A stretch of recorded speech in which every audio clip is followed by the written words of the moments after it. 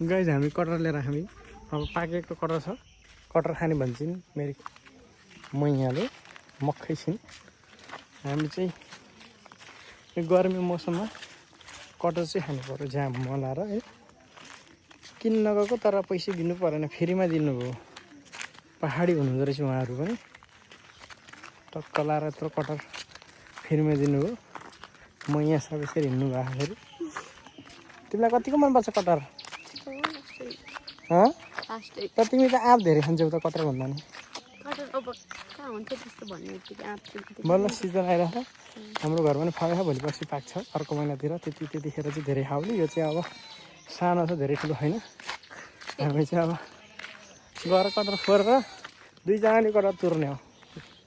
झ्याममा लाएर कोलाई मनपर्छ कटर चाहिँ